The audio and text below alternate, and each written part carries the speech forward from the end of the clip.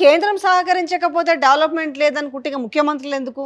General ఈ question కూడా ఎదురవుతుంది. దేనికోసం అంటే ఈ ఓన్లీ ఇంటి దగ్గరికి కాలు బయట పెట్టకుండా స్కీములు ఇవ్వడము, పైసలు ఇయ్యడము దీనికోసమైనా? Development is the more important కదా. అసలు ఇది కొత్తది రాజధాని ఏందో తెలియకుండా ఇంకా ఉన్నారు.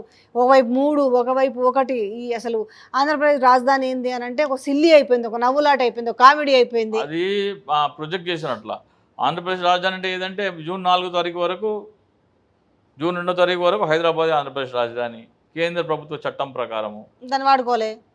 దాన్ని వాడుకోలేదంటే ఎందుకు? దాన్ని కాదని ఇది అని ఇంకేం డిఫైన్ చేయలేదు కదా. అమరావతి అని మీరు ఎక్కడ గజెట్లో రాలేదు.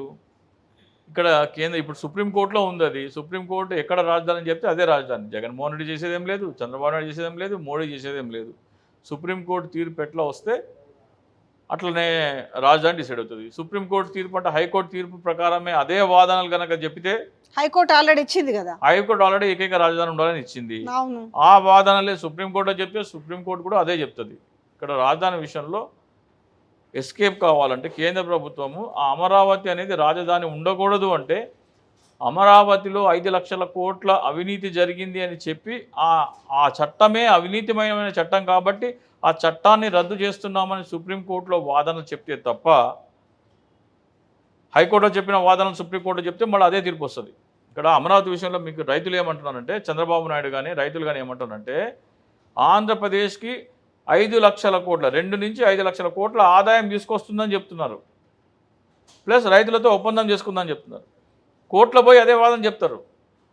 ఆంధ్రప్రదేశ్కి 5 లక్షల కోట్ల ఆదాయం తీసుకొచ్చే ఒక ప్రాజెక్టుని మీరు ఎందుకు కాదంటున్నారు అని సుప్రీంకోర్టు అడిగితే జగన్మోహన్ రెడ్డి దగ్గర సమాధానం లేదు. అరే బాబు, 5 లక్షల కోట్ల ఆదాయం కాదు, అది 5 లక్షల కోట్ల దోపిడీ అని రుజువు చేయాలి. ఆ రుజువు చేసే వాదన ఇంతవరకు వైసీపీ ప్రభుత్వం నుంచి రావట్లేదు. నేనే అది మొత్తం అది ఎలా దోపిడీ అనేది మన ఛానల్లోనే మొత్తం దీంట్లో నిజంగా దోపిడీ జరగకపోయి ఉంటే అమరావతికి ఓకే అనే వాళ్ళందరూ అప్పుడు వేరే చాలా జనరల్ గా కేవలము ఈ లాభాపేక్ష, ఈ అవినీతి ఇదంతా ఒక స్వార్థపూరితంగా కాకుండా మామూలుగా ఇక్కడే అని అనుకొని ఉంటే, అంటే జనరలైజ్ ల్యాండ్ పూలింగ్ ఇదంతా కూడా మొత్తం ఒక ట్రాన్స్పరెన్సీ విధానంలో జరుగుంటే అమరావతికి పెద్దగా ఆబ్జెక్షన్ ఉండకపోయేది. ఎందుకంటే ప్రభుత్వ భూమిలో కట్టినట్టయితే ఆ ఫలాలు, ఆ భూమి విలువ పెరిగే ఫలాలు ప్రభుత్వానికి వస్తాయి. ప్రభుత్వానికి రాకుండా మేము దోచుకోవాలని దుర్బుద్ధితో చంద్రబాబు నాయుడు తీసుకొచ్చిన చట్టం కాబట్టి ఆ చట్టం వలన చంద్రబాబు నాయుడు లేదా తెలుగుదేశం పార్టీ ఆర్థికంగా బలపడకూడదని కానీ, లేకపోతే ఏ కారణ చేతైనా కానీ దాన్ని చంద్రబాబు నాయుడు ఎలా మభ్యపెట్టి నేను ప్రజల కోసము, రాష్ట్రం కోసము ఇది అమరావతి నిర్మిస్తున్నా అని చెప్పాడు. కానీ వాస్తవానికి అది తన ఆర్థికంగా బలపడటానికి, అది తన కుటుంబము, తన సామాజిక వర్గం వాళ్ళు బలపడటం కోసం తీసుకొచ్చిన రాజధాని అది. సో ఎలాగైతే చంద్రబాబు నాయుడు రాష్ట్రం కోసం అన్నాడు, ఈయన కూడా రాష్ట్ర ప్రయోజనాల కోసం 3 రాజధానులు పెడుతున్నాడు ఈయన అంటున్నాడు. సో వాస్తవానికి ఇది సుప్రీంకోర్టులో ఒకవేళ ఇప్పుడు హైకోర్టు జానర్లోనే సుప్రీంకోర్టు కూడా అదే చెప్పింది అనుకో, అప్పుడు ఏం చేస్తారు? ఎటు ఉంచుతారు? ఏడుతో అక్కడే ఉంచాలి.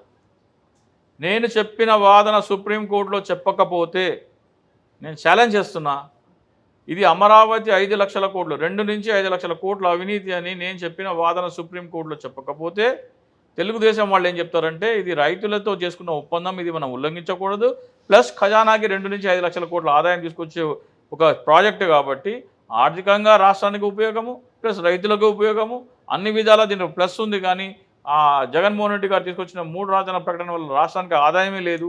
ఆదాయం వచ్చే ప్రాజెక్టు మీరు ఎందుకు కాదంటున్నారని కనుక టీడీపీ ప్రభుత్వం వాదిస్తే ఖచ్చితంగా సుప్రీంకోర్టులో కూడా జగన్మోహన్ రెడ్డి ప్రభుత్వం ఓడిపోతుంది. ఆంధ్రప్రదేశ్కి ఏకైక రాజధానిగా అమరావతి కొనసాగుతుంది. ఏం రావచ్చు చెప్తున్నా కదా, ఈ వాదన చెప్పదలుచుకోవాలి. ఉండొచ్చు అంటే అది ప్రభుత్వం ఇష్టం. ఇది 5 లక్షల కోట్ల దోపిడీ అని నేను చెప్పిన వాదనను సుప్రీంకోర్టులో ప్రజెంట్ చేయకపోతే అమరావతి అది ప్రభుత్వం ఇష్టం. అది ప్రభుత్వం అమరావతి ఏకైక రాజధానిగా ఉండాలని కోరుకుంటుందా, లేకపోతే ఓవర్ కాన్ఫిడెన్స్లో మేము హైకోర్టులో చెప్పిన వాదనలో సుప్రీంకోర్టు ఏకీభవిస్తుంది అనుకుంటే కనుక ఖచ్చితంగా అక్కడ దెబ్బ తగిలే అవకాశమే ఉంది. నేను చెప్పిన వాదన చెప్తే మాత్రం గన్ షాట్ సిఆర్డిఏ చట్టమే రద్దు అయిపోతుంది. ఇలాంటి వాళ్ళు వేయచ్చు కదా, మరి నాకేం అవసరము? నేనెందుకు సుప్రీంకోర్టు తిరగాల? నేనెందుకు ఖర్చు పెట్టుకోవాలా? ప్రభుత్వం దృష్టికి తీసుకొచ్చాము, ప్రభుత్వం ఇష్టం అది.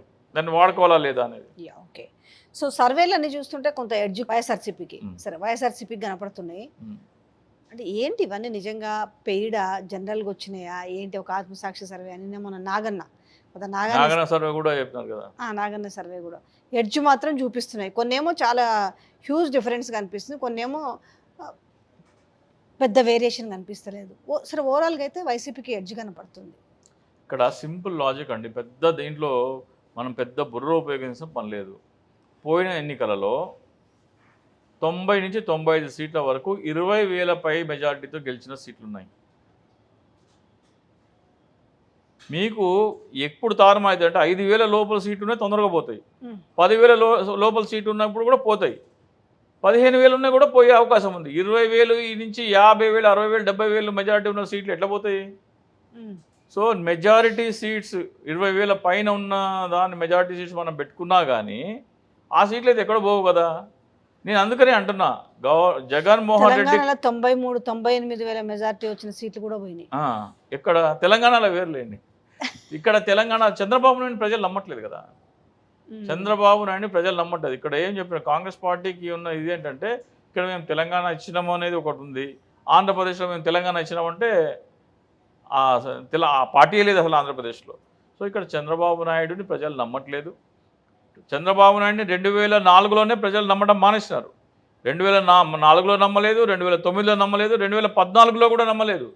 2014లో పవన్ కళ్యాణ్ అనే ఒక అమాయకమైన ఫేస్, క్లీన్ ఇమేజ్, ప్రజల కోసం తన ఆస్తులు దానం చేస్తాడని ఒక పబ్లిసిటీ చేసుకున్న పవన్ కళ్యాణ్ వచ్చి చంద్రబాబు నాయుడుకి ఓటు వేయమంటే అప్పుడు వేసినారు ప్రజలు. 2019 ఎన్నికల్లో 5.53% వచ్చింది కదా ఎవరికి? జనసేన పార్టీకి. అనామకులను నిల్చోబెడితే 5.53% వచ్చింది కదా. అదే 5.53% 2014 ఎన్నికల నుంచి తీసేస్తే చంద్రబాబు నాయుడు ఘోరంగా ఓడిపోయింది. వైఎస్ జగన్మోహన్ రెడ్డి సీఎం. 2014లో కూడా చంద్రబాబు నాయుడు నమ్మి చూసి ఓటేలే ప్రజలు. పవన్ కళ్యాణ్ అనే వ్యక్తి నేనున్నాను అని చెప్తే ఆయన నమ్మి ఓట్లు వేసినారు తప్ప ఆ చంద్రబాబు నాయుడు గెలుపు కాదు అది. కాకపోతే 2014 తర్వాత పవన్ కళ్యాణ్, మరి ఈసారి కూడా అదే ప్లస్ 2014 తర్వాత పవన్ కళ్యాణ్ నిజ స్వరూపం బయటపడింది. ఈయన చంద్రబాబు నాయుడు కంటే పెద్ద మోసగాడని ఈ 10 సంవత్సరాలు తెలిసింది. 2014లో తెలియదు. ఆయన నిజంగానే దానకర్ణుడు కాబోలు, నిజంగానే దాన ధర్మాలు చేశాడు కావచ్చు అనుకుంటాం. ఇన్సూరెన్స్ కంపెనీ అని ఒక తీసుకొచ్చిండు జనసేన పార్టీ తరఫున. మీరు 500 కట్టండి, నేను 1,500 యాడ్ చేసి మీకోసము ఇన్సూరెన్స్ చేయిస్తా అన్నాడు, ప్రమాద బీమా చేయిస్తా అన్నాడు. అంటే 2,000 రూపాయలు కట్టి 5 లక్షల ప్రమాద బీమా చేయిస్తా అని చెప్తున్నాడు ఆయన. మీకు పోస్ట్ ఆఫీస్లో 299 రూపాయలకి 10 లక్షల ప్రమాద బీమా ఉంది. కానీ సార్ పిఠాపురంలో కొంచెము పాజిటివ్.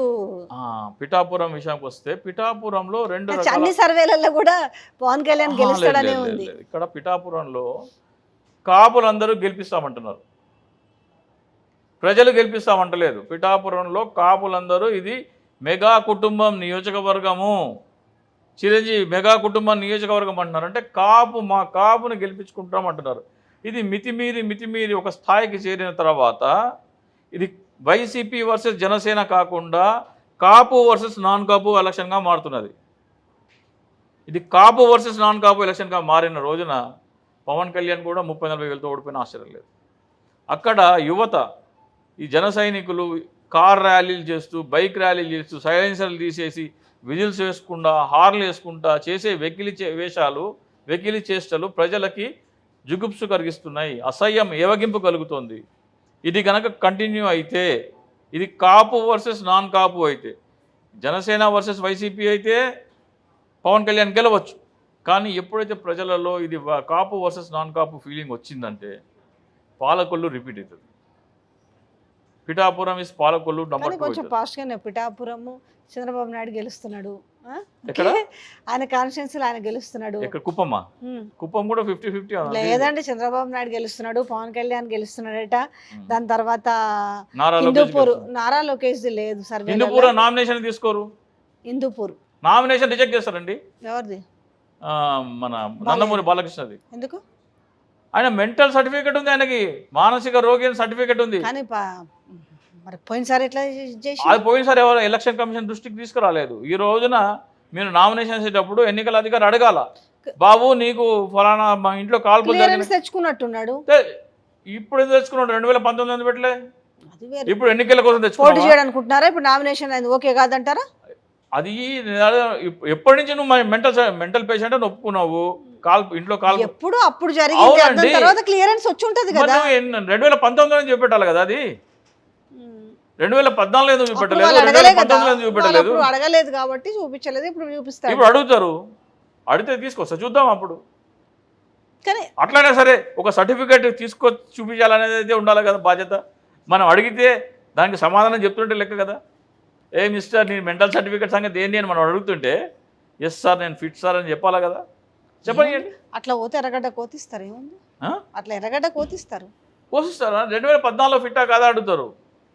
అప్పుడు కూడా ఫిట్టే. అప్పుడు ఎందుకు వెళ్ళలేదు సర్టిఫికేట్? ఏమో ఎన్నో పడింది ఉంది, కావాలంటే ఇప్పుడు పట్టుకొస్తా నాగరాదు అంటాడు. ఆ డేట్లోకి వెళ్ళి తీసుకురామనండి. ఇప్పుడు వస్తాడే చూద్దాం. ఇక ఆ మాత్రం ఇక పాపం బాలేను మరి మెంటల్ సర్టిఫికేట్ తెచ్చుకోలేడా చెప్పు? నా మెంటల్ కండిషన్ బాగానే ఉందన్న సర్టిఫికేట్ తెచ్చుకోలేడా? అంటే 2014 ఎందుకు తీసుకురాలేదు? 2019 ఎందుకు తీసుకురాలేదు? ఇవన్నీ అడుగుతాం కదా అప్పుడు. చూద్దాం. అంటే నామినేషన్ తిరస్కరణకు అవకాశం ఉందా? నామినేషన్ తిరస్కరణ అవకాశం కాదు, నీ మెంటల్ సర్టిఫికేట్ నువ్వు ఫిట్ అని తీసుకురావయ్యా అని చెప్తున్నాం. అది తెచ్చుకో అంటున్నాము. అది తెచ్చుకుంటేనే నువ్వు పోటీ చేయాలి, లేకపోతే పోటీ చేయకూడదు అంటున్నాం. Thank you so much.